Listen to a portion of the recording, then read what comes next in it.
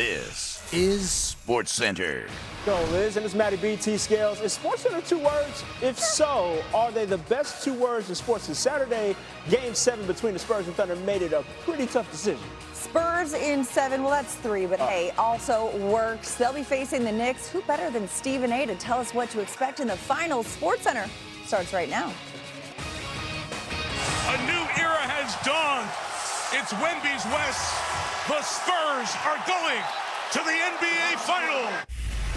They certainly are. We needed all 7 of this best of 7 in the Western Conference. Thunder and Spurs has been a Hooper's delight. Sunday did not disappoint. Both squads came in dressed in all black, ready for a funeral.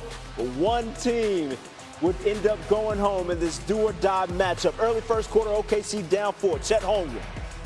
Floater does not go. That would end the Chet Holmgren portion of this here highlight. You ain't going to see a whole lot more of him other than him getting posterized. Speaking of, on the other end, Wemby all over Chet Holmgren. This is how you get things going if you are the Spurs. Wemby puts him on a poster. San Antonio goes up 6 with that bucket. We are just getting started halfway through the first. Stephon Castle is going to help his man Devin Vassell out off the backboard. May have wanted to get that counted as an assist. We're not really going to actually delve into that. OKC this postseason, first time trailing at the end of the first quarter at home. We move to the second quarter where SGA took over. Off the handoff, hits the 3. Cuts it down to a 8-point game a little later. Working in the mid-range, splitting the defenders. Straight to the rack he goes to flush that home. It's a 6-point lead for the Spurs. Under 4 minutes left in the half, SGA with the jumper. It's a 2-point game, and a few minutes later, he's dropping dimes. Lou Dort top side 3 is cash. We're tied at 49. Next OKC possession, Jalen Williams, the bucket, and their very first lead of the game for OKC. SGA in the second quarter scored or assisted on 18 of the Thunder's 28 points. Thunder up 2 there. 10 seconds left, though. It's Wemby with an unbelievable fadeaway. The big fella has the Spurs up 3 at the break, and they are 8-0 when leading at halftime this postseason. Third quarter action. SGA getting downhill, but denied by Wemby. The alien was working, but SGA was working harder at this point. He gets that one to go. OKC within 3 halfway through the third. Julian Champagnie wide open and cash. He had 20 points, was 6 of 10 from 3, and the Spurs are up 8 there. Few possessions later, Wemby on the wing, a 3 of his own. Becomes the first player in NBA history with 15 threes and 15 blocks in a playoff series. This is the Western Conference Finals. You are getting the guys to show up that you absolutely need to, including Jalen Williams with that 3.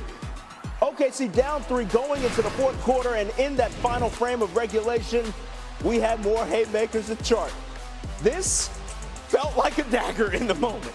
Wemby styling on Jalen Williams and hitting the 3, but Wemby fouls. Isaiah Hartenstein here would have to head to the bench after picking up his 5th foul. So halfway through the fourth quarter, who are you going to lean on? The other half of French Vanilla. Luke Cornett with the block, and on the other end, Castle makes it a 4-point swing. Cornett talked about that block post-game. He has some thoughts. We're going to share them with you. In any case, a few minutes later, Harper hitting the triple. Spurs up 12, but OKC would try to battle back. Cason Wallace, 3 of his own to bring it within 6. And still at that margin, under 20 seconds left. Wallace tries again. This one does not go. The Spurs take it to the other end of the court. Ain't no pleasantries being exchanged, baby. We flushing this one home. The emotions start to pour out for all of the Spurs, especially that man, Wemby. They win 111-103 and will take on the Knicks in the finals. So let's hear from the alien. Winning the Larry O'Brien, it's a childhood dream. And having a real shot at it, having a chance, tangible chance at winning it, at realizing a dream, it's a chance. It's a lifetime chance, you never know when it's gonna happen again. But it's, the day we win it, speaking for myself, it's gonna be an amazing day of like realization of a dream. You know, it's hard to put into words. It's almost like the meaning of my life. You know, you work all these hours we put in. It's for these type of emotions.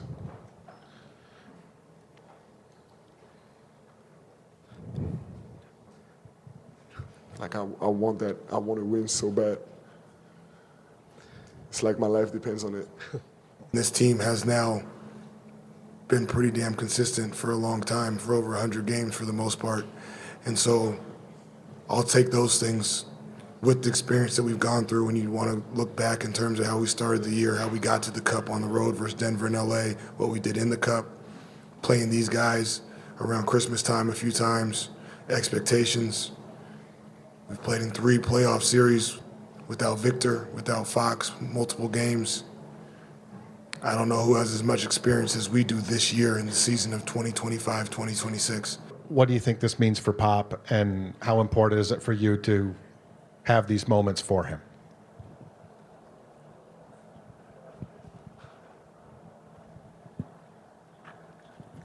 I can't answer that question for him. That's a guy who's got more experience as a coach than almost anybody and has been through so many things in his career and so many things right now as El Jefe. He goes through some things we can't even imagine. So I need to call him. I need to see him. I need to talk to him. Because there's no way I can understand right now, you know, how he feels. With the emotion that brother is toting with this winning, it feels like it might be a wrap for the rest of y'all. In any case, the Spurs, 4th team to beat a 1 seed on the road in games 1 and 7 of the conference finals. 2018 Warriors over Houston did it as well as the 2005 Pistons over Miami, plus the 02 Lakers over the Kings. A good omen for Spurs fans. The West teams, LA and Golden State, went on to win the title. Let's hear from the previous title winners, the Thunder. I feel like we were able to, get to a lot of really good spots, and we moved the ball well, and found guys with advantages. We just weren't able to convert enough of them into points. They were just a better team tonight, from start to finish. And then every time we tried to cut into it and take control of the game, it felt like they had an answer. And a lot of times it felt like it was tough shot making. So hats off to them. They have the makeup for sure. You don't beat us without the makeup, and they beat us, so they have the makeup to go get one. And yeah, we just had to take it one day at a time from here on out. Try to get better this summer and be a better team than we were this season and last season. And try to get back over the hump. This year loss ends a handful of Thunder postseason streaks. It's their first time losing consecutive games in over 2 full calendar years, and the first Game 7 home loss in Thunder history. For the 8th consecutive season, we will have a different champion, extending the longest streak in NBA history. We now welcome in Stephen A. Smith. Stephen A., the Spurs win Game 7, advancing to their first NBA Finals since 2014. What did you see from this team down the stretch? A lot of poise, a lot of courage, big-time shots from shot makers that you wouldn't expect to operate in the Game 7, considering their youth. Wemby, big-time shots. De'Aaron Fox, a big-time shot. Champagnie coming off the bench to give you 20 actually started. I mean, you just look at what they was doing here. He's had 20 points. He showed up and delivered. Dylan Harper showed up and delivered. It was just a collective effort. 7 players scoring in double figures for the San Antonio Spurs. They didn't sit around and play the role of spectator as Victor Wembanyama did his thing. No, they knew he would need help, and they stepped up and they delivered in the Game 7. It helped that Jalen Williams and obviously A.J. Mitchell wasn't available for the Oklahoma City Thunder. But in the end, in a Game 7 on the road, considering the youth that exists on this San Antonio Spurs team, you got to give them a boatload of credit for doing what they did tonight. They really, really looked good. They stepped up and they showed that they were made for the moment. And you got to give them their props. It was really impressive. For the Thunder, their depth got tested, and unfortunately they fall on the losing side of this here equation. Their chance at repeating ends in the conference finals for them. So what was different about this year's postseason run for OKC? Well, the fact of the matter is you didn't have Jalen Williams, J-Dub, the backcourt mate of Shai Gilgeous-Alexander for pretty much all of these playoffs. He really only played in about 3 games. He wasn't really, I'm talking about this entire postseason. He wasn't that effective. Shai Gilgeous shows up, he gives you 35, and he has virtually no help. Alex Caruso only hit 3 or 14 shots, and Chet Holmgren was such a no-show that they sent an APB out for him during the game. I wouldn't be surprised if that happened. It was an awful no-show on his part to just attempt about a couple of shots for the game, knowing that Victor Wembanyama, a nemesis on a prep level for this man, was out there doing his thing.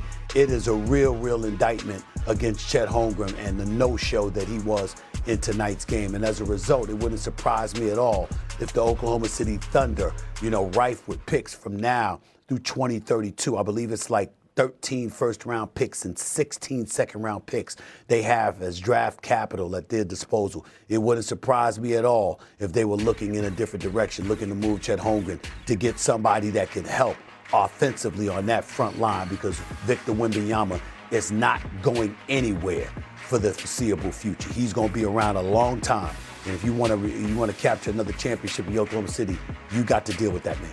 I don't know if there's any amount of help that's going to save you from a brother that's 7'4", hitting crossovers and step-back threes in the midst of a Game 7. So, Stephen A., we appreciate it. We're going to spin this thing forward and see how they're going to do against those Knicks later on. Stick with